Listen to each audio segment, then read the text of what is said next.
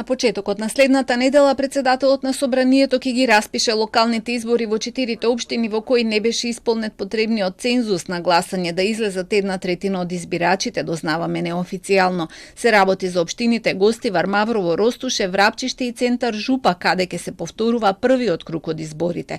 Во Собранието е пристигнат конечниот извештај на ДИК што Гаши го чекаше за да може да донесе одлука за точниот датум.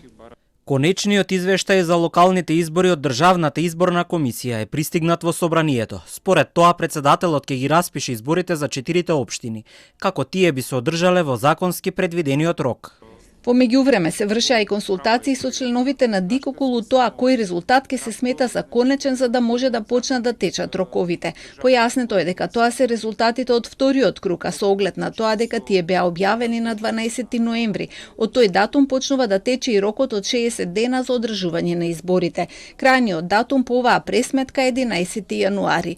Против ова се бунат од Алијанса за албанците кои сметаат дека законскиот рок за одржување на повторените избори почнува од 29 октомври, кога беа објавени конечните резултати од првиот круг.